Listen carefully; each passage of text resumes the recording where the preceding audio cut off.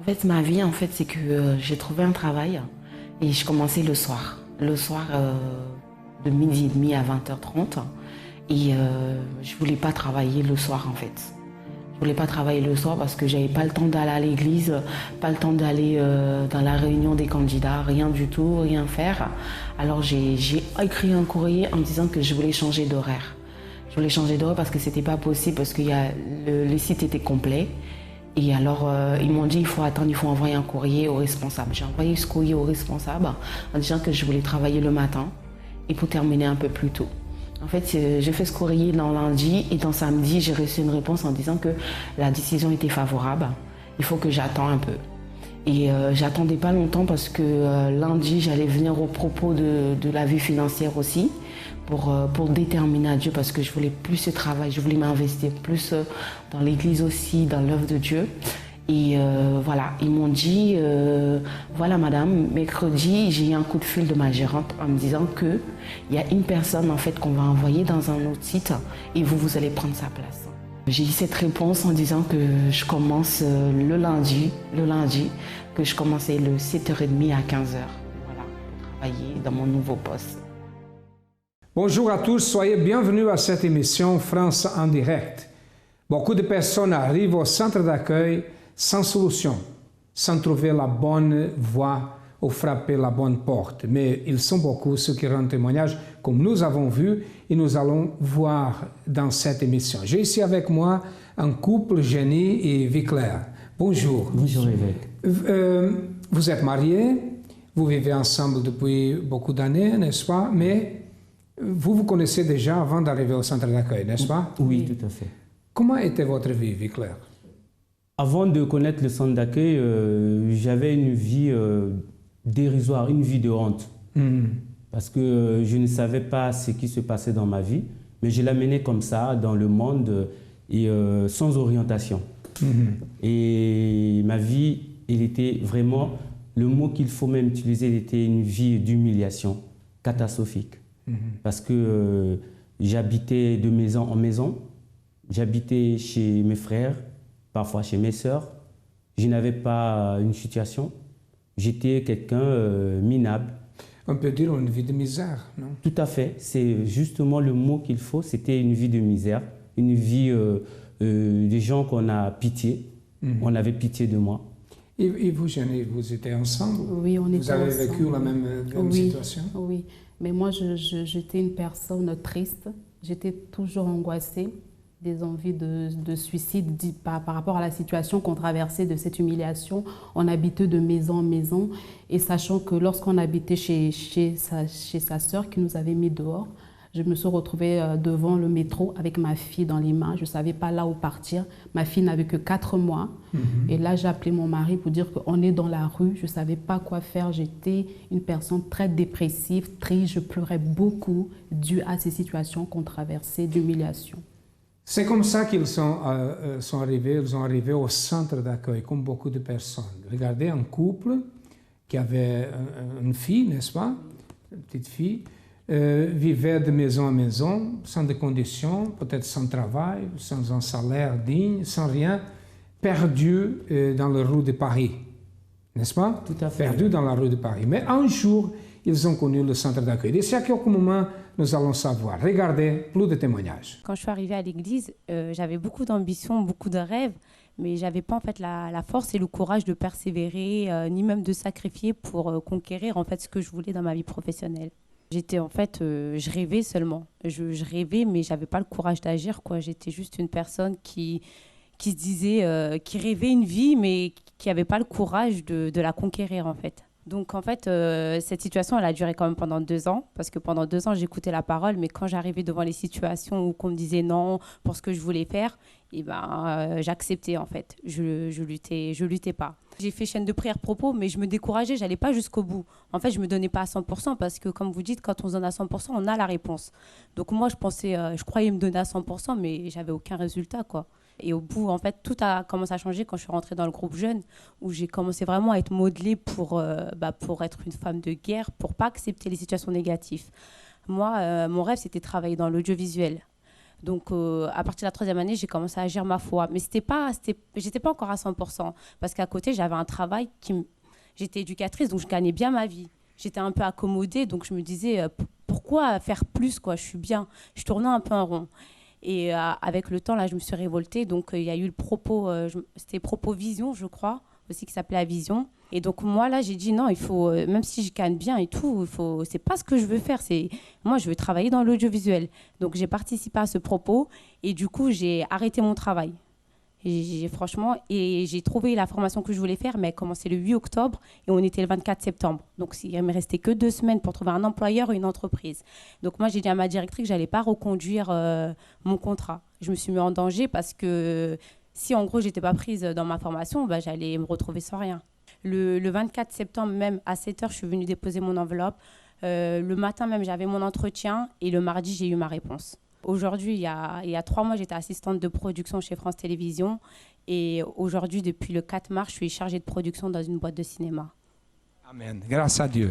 Je suis arrivée au centre d'accueil. Je n'avais pas d'orientation professionnelle. Je travaillais dans un institut de sondage et je gagnais 650 € le mois. Et quand je suis arrivée au centre d'accueil, je me suis retrouvée avec plus de 4 000 € de découvert. Et donc, j'ai commencé à participer aux chaînes de prière les lundis. Tous les lundis, j'étais là. J'ai fait tous les propos, je n'ai raté aucun propos ici à l'église. Même si j'avais que 5 €, tout ce qu'on donnait comme propos, j'ai fait. Et il y a eu une campagne d'Israël où, en fait, je voulais une orientation professionnelle. Et j'avais demandé au Seigneur que je voulais travailler dans une banque. Mais je n'avais pas de diplôme pour travailler là-dedans. Et je me rappelle, avec les 650 € que je gagnais, c'était les assédiques. Et donc, avec le découvert, j'ai attendu au moment où ils allaient faire le virement. J'ai juste vite calculé pour que je puisse retirer, pour que le découvert ne puisse pas avaler. Et donc, j'ai retiré toute cette somme-là et j'ai déposé ça sur l'autel de Dieu. Et 1 mois et demi après, j'ai commencé à travailler dans une banque. Et entre-temps, j'ai commencé au bas de l'échelle et j'ai continué à faire les propos avec les dîmes. Et je ne donnais plus la dîme de ce que je gagnais. À chaque fois, je disais, Seigneur, je vais donner cette dîme, c'est ça que je veux gagner. Parfois, le Seigneur me mettait à l'épreuve. 6 mois, je donnais la même dîme, mais je ne voyais pas de résultat. Et 6 mois après, je voyais le résultat, ça augmentait. Donc, je me suis rendu compte que, tiens, ça marche. Et donc, j'ai encore fait un autre propos. J'ai commencé à déterminer, Seigneur, c'est ça que je veux gagner tous les mois. Et je suis restée 1 an, pratiquement 1 an, je n'ai rien vu, mais malgré ça, j'ai continué à donner. Et je suis restée après, j'ai fini une mission. Je suis restée 2 mois, je n'ai pas trouvé. Et après, quand j'ai trouvé la mission, je me suis rendu compte, en fait, j'ai été placée dans une banque de financement et d'investissement, chose que je ne connais pas aujourd'hui, que je suis en train de travailler avec des personnes qui ont de Bac+5, qui sortent des écoles de commerce, qui connaissent tout. Moi, je ne connais rien du tout. Et j'ai calculé par rapport à ce que j'ai gagné quand je suis arrivée ici au centre d'accueil. Je reçois 4 fois plus que ce que je gagnais au départ quand je suis arrivée. Tout ça, là, ce n'est pas des propos que j'ai faits. Et le découvert, il était déjà, au fur et à mesure, j'ai épongé mon découvert. Et même, j'étais rejetée même par mon conseiller. À chaque fois, il me parlait mal devant les clients et tout, parce que je n'avais rien, j'étais à découvert. Aujourd'hui, c'est même lui qui m'accueille, qui me dit, rentrez, madame, je veux vous recevoir, je vais vous proposer d'autres... Grâce à Dieu. Amen. Merci. Viclair, comment avez-vous connu le centre d'accueil? Est-ce que vous êtes arrivés ensemble? Alors, le centre d'accueil, moi, je l'ai connu d'abord moi-même. Oui. Parce que dans la recherche de la solution, dans l'humiliation que nous avions, on partait dans une église. On partait dans une église. Une autre dénomination. Une autre dénomination. On partait sans savoir qu'on ne connaissait pas le centre d'accueil. Mais comme je viens de vous dire, évêque, on nous avait reçus vivre de maison en maison. On était dans une maison où quelqu'un a eu pitié de nous pour nous loger. Et on restait dans cette maison. Et j'ai vu le semeur dans cette maison où on habitait. Et j'ai commencé à lire le semeur, à comprendre, à voir les témoignages des gens qui, Dieu a transformé leur vie et, à travers ces témoignages. Et j'étais en tout cas touché et je me disais, est-ce que c'est vrai ça? Parce que je me suis reconnu dans les témoignages qu'une personne avait donnés. C'était pratiquement ma situation. Et à travers un témoignage? À travers un témoignage. Et vous êtes arrivé au centre d'accueil? Et ce jour-là, c'était un vendredi. Jusqu'aujourd'hui, je me rappelle, c'était en 2004, un vendredi, que j'ai cherché l'adresse de l'église. sans dire à mon épouse.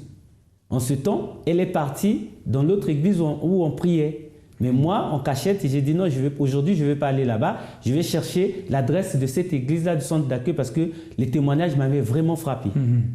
Et j'ai cherché, c'était un vendredi.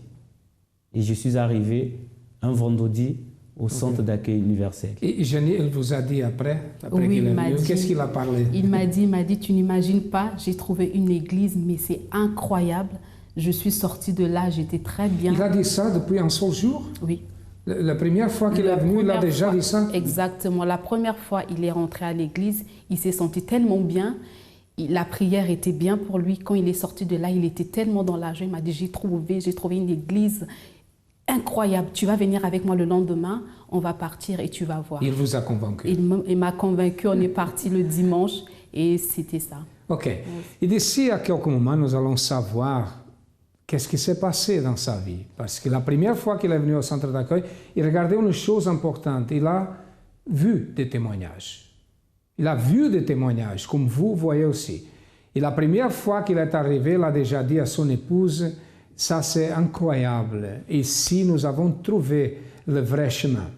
Et nous allons savoir d'ici à quelques moments, qu'est-ce qui s'est passé.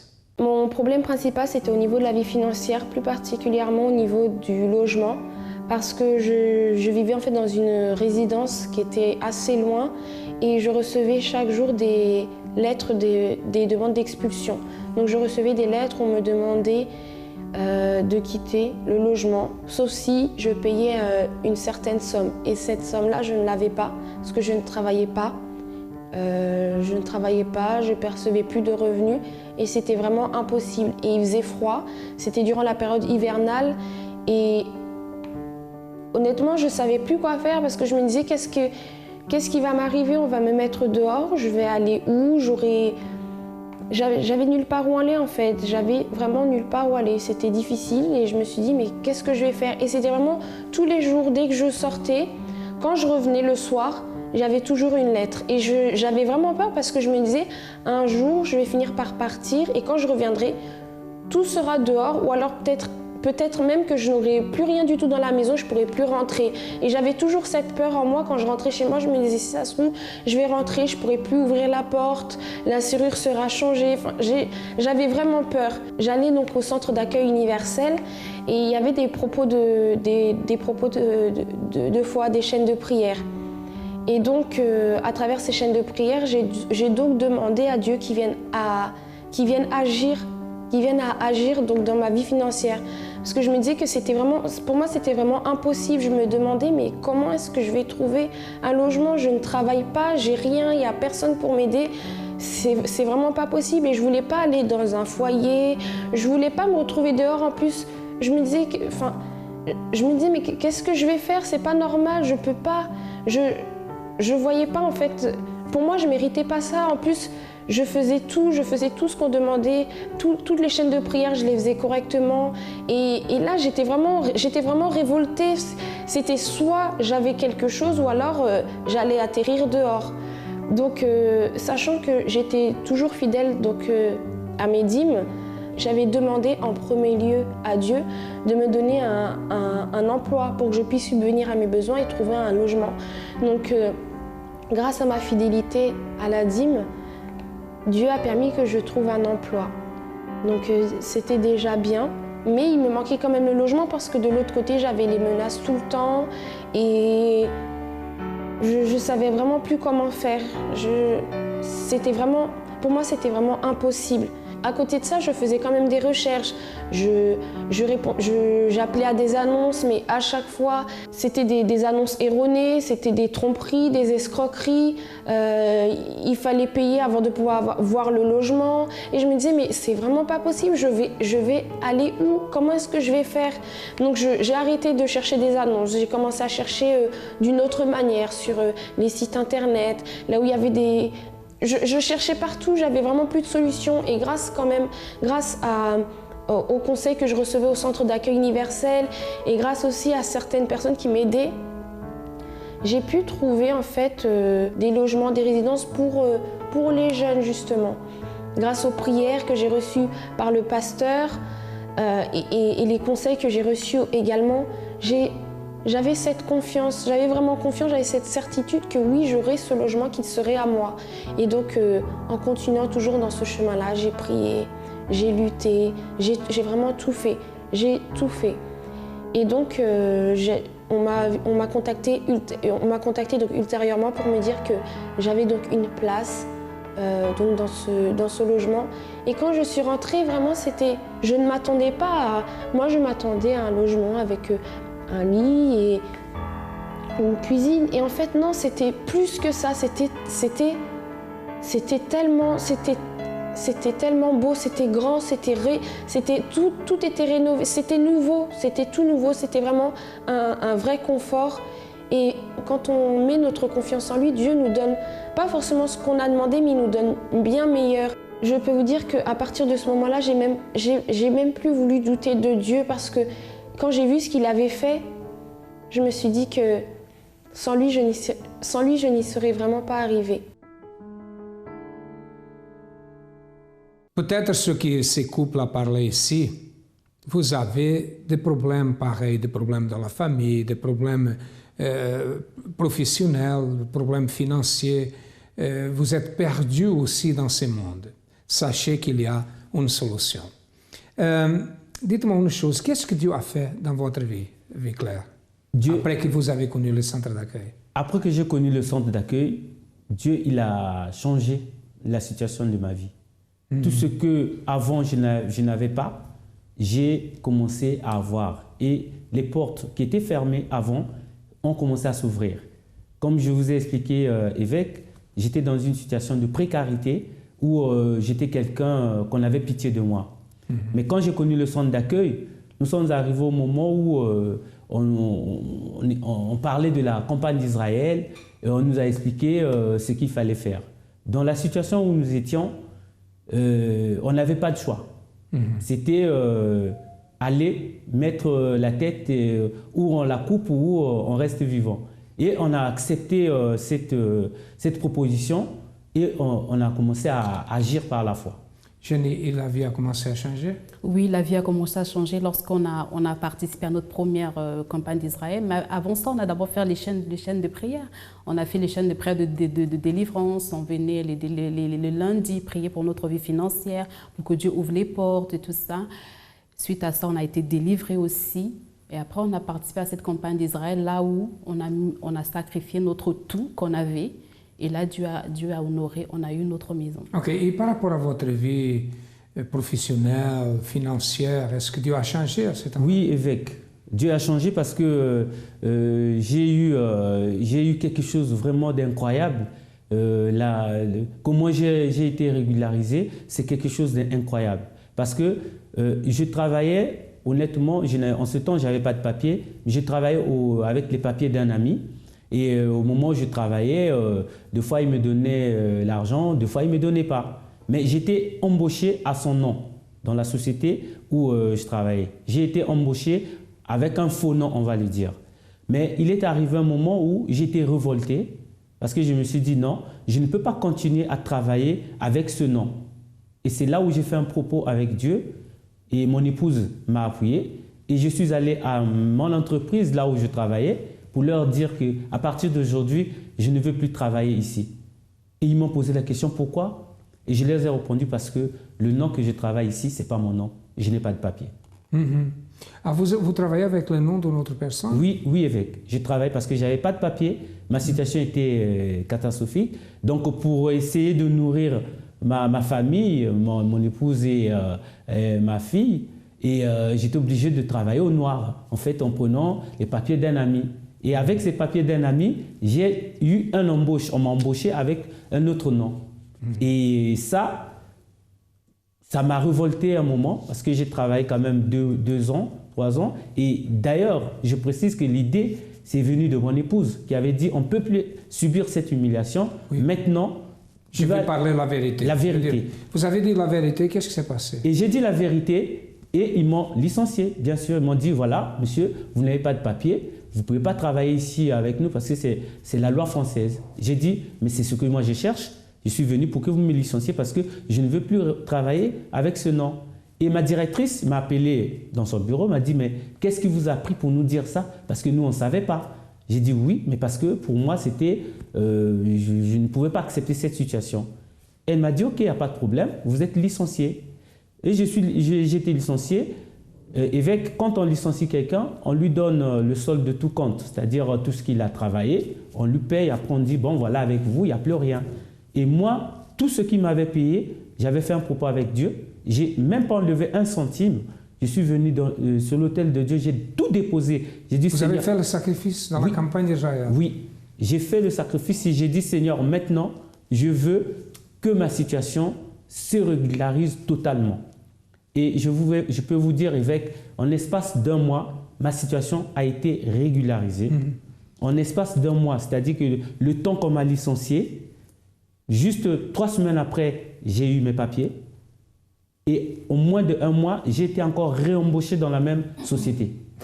Ça, c'est pratiquement impossible. Naturellement, c'est impossible. Ça veut dire que ça, c'est un miracle. C'est un miracle parce que si je vous explique, évêque, comment ça s'est fait, c'est un miracle. Même moi-même, je ne peux pas croire parce que le jour que je vais à la préfecture pour retirer mes papiers, c'est le même jour que ma directrice, la DRH, qui m'appelle pour avoir de mes nouvelles. Elle m'appelle, oui monsieur, on vous appelle, comment ça se va, comment va votre situation? Et j'ai dit, ben, ma situation, je sors de la préfecture avec mes papiers. Et là, il me dit, venez à l'entreprise parce que c'est incroyable. Et je vais à l'entreprise, le même jour, c'est pour aller signer mon contrat. Alors, c'est comme il est écrit, tout est possible à celui qui croit. Mais ce couple qui est ici, ils ont plus de choses à dire là, des choses incroyables, une chose incroyable qui s'est passée, un grand miracle que d'ici à quelques moments, nous allons vous dire. Qu'est-ce que Dieu a fait dans votre vie à travers la foi? À travers la foi, Dieu a fait un miracle, quasi impossible aux yeux des êtres humains. En fait, j'ai créé mon entreprise en septembre 2013 et j'ai commencé à travailler. J'ai eu la chance de participer au nettoyage d'Aéroville, le plus grand centre commercial d'Europe. Et j'ai eu mes chèques, je devais les encaisser. Mais malheureusement, quand on crée une entreprise en France, c'est difficile d'ouvrir un compte. Partout où on est passé, on ne voulait pas nous ouvrir. Et puis bizarrement, comme j'ai commencé à avoir des chèques, la personne qui était gérante a été démotivée. Elle ne voulait plus participer. Donc, les personnes qui ont travaillé pour moi pendant 3 mois, je ne peux pas les payer. J'ai des chèques de près de 60 000 €. Je ne sais pas comment faire. Et je me suis mis à prier. Je suis dans la campagne. Et j'ai demandé à Dieu que je n'ai plus de force. Et que maintenant, je lui demande d'agir. Le lendemain matin, il y a une amie qui m'appelle. Et elle me dit, qu'est-ce que tu veux que je fasse pour toi? Je dis vraiment, trouve-moi un rendez-vous. Elle est partie prendre le rendez-vous au téléphone. Ils ont accepté d'ouvrir le compte. Et je suis pourvu pour payer mon personnel. Et demain, tout est rentré en ordre. Amen. Qu'est-ce que Dieu a fait dans votre vie à travers la foi? Dieu m'a fait avoir une assurance qui était totalement impossible à avoir. Ça veut dire? Voilà, mon mari, l'année dernière, a fait un accident corporel. Je suis dans le marché, donc j'ai acheté un nouveau camion et toutes les assurances ont refusé. J'étais dans tous les dangers, j'étais prête à arrêter mon commerce carrément parce que je ne vais pas me prendre un gros camion tous les jours, mettre sur la route matin, soir et risquer de heurter quelqu'un, surtout qui avait déjà eu un accident corporel. Donc tous mes assureurs de la maison, de tout, qui ont l'habitude de tout faire, ils ont lâché, ils ont refusé d'assurer. Et moi, je suis allée, ça va être juste pour dire pourquoi c'était impossible, je suis allée sur Internet et un camion que j'ai acheté à 6 000 €, on me demandait de l'assurer à 2 900 € sur mon permis. Et là, je me suis assise dans mon canapé tout en larmes et me préparant à arrêter mon activité. J'ai invoqué Dieu, je lui ai dit là maintenant, je suis dépassée, ce n'est plus à moi. Tout de suite, mon mari est entré avec un courrier. D'habitude, quand il entre avec les courriers, je mets de côté parce que c'est des factures. J'ai pris le courrier, j'ouvre le courrier, je rappelle la personne qui a écrit cette lettre et avant de déposer mon téléphone, mon camion était assuré, tout risque est à 700 €.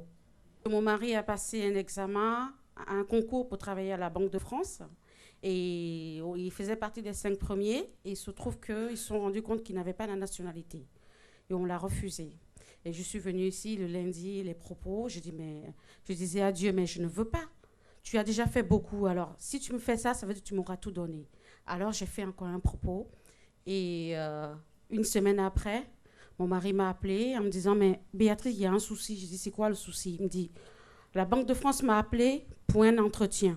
Je dis, comment ça, un entretien? Il me dit, on me demande de venir faire une visite médicale. Je dis, comment? Il me dit, oui, je commence le 1er. Et il a commencé le lundi. J'avais passé plusieurs entretiens. Et à chaque fois, les entretiens, j'ai été contactée à chaque fois. Mais après, c'était toujours négatif après. On me disait que qu'on a trouvé une autre personne plus compétente. Et du coup, ça faisait plusieurs... Il y avait beaucoup d'entretiens. Et du coup, je me suis posé la question à dire à Dieu, peut-être qu'il y a une direction, peut-être que Dieu doit me montrer une direction. Peut-être que ce n'est pas vraiment la direction, parce que même la personne qui était avec moi ne comprenait pas.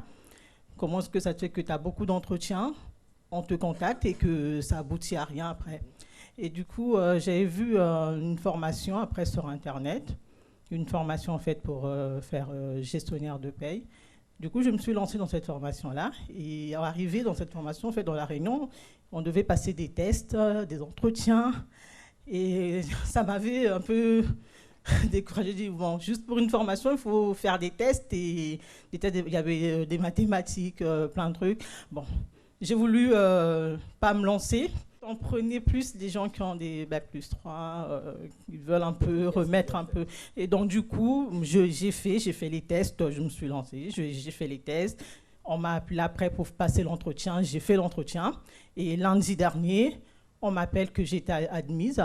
Du coup, j'ai commencé aujourd'hui, lundi.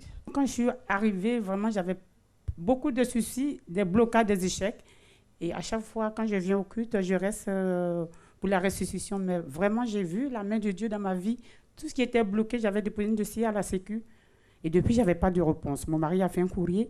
Et la dame de la Sécu qui nous appelle pour dire, on n'avait pas le droit de vous appeler, mais je ne sais pas, mais votre courrier nous a touchés. J'ai dit, ça, c'est Dieu qui vous a touché.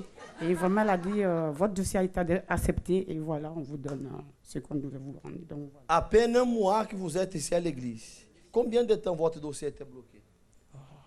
2 mois, hein. 2 mois aussi, au niveau de la Sécu. C'est la propre personne qui vous appelait. Vous n'avez pas le droit de vous appeler. Non. Mais elle vous appelait. C'est Dieu qui a fait. Mais le témoignage de ces couples, je vais vous dire une chose. Aujourd'hui, nous n'avons pas beaucoup de temps de vous expliquer parce que ce sont beaucoup de choses. Mais il s'est passé une chose incroyable. Un grand miracle a été réalisé dans la vie de ces couples, dans la vie de Jenny, n'est-ce pas? Jenny, c'est quoi? Qu'est-ce qui s'est passé? Au fait, suite à un examen de routine chez le médecin, il a vu que j'avais une boule au sein gauche. Il a dit, Madame, cette boule ne me plaît pas. J'ai dit, d'accord. Il a fait des examens approfondis. Et là, on a fait une mammographie. Et dans cette mammographie, ils ont vu qu'il y avait une boule. On a refait l'IRM. L'IRM n'a rien trouvé de suspect. Et on a fait encore la biopsie parce que le médecin qui m'avait envoyé avait insisté à ce qu'on fasse la biopsie. Vous avez même fait une biopsie? Oui, parce que le médecin qui m'a fait l'IRM, pour lui, n'a pas vu de cancer. Il n'a rien vu, il a dit, pour moi, l'examen est normal. Mais vu que l'autre médecin, il demande à ce qu'on fasse la biopsie, je vous le fais quand même. Mais moi, je ne vois rien du tout. J'ai dit, bon, on le fait. On a fait la biopsie. Et là, les résultats étaient tombés positifs. C'est-à-dire qu'il y avait un cancer. Un cancer. OK. Nous allons savoir demain qu'est-ce qui s'est passé. A été diagnostiqué un cancer. Nous allons vous montrer même les documents demain. Soyez préparés parce que vous allez voir. A été diagnostiqué un cancer. Ils ont été bénis, Dieu les a bénis beaucoup, mais il a reçu cette nouvelle. Quoi faire devant une situation comme ça? Nous allons savoir. Bon, vous avez besoin de notre aide? Nous sommes situés au 254 de rue du Faubourg Saint-Martin. Nous avons d'autres centres d'accueil. Vous avez les numéros de téléphone, les adresses. Appelez-nous. Cherchez le centre d'accueil le plus proche et nous sommes là pour vous aider. À demain et que Dieu vous bénisse à tous abondamment.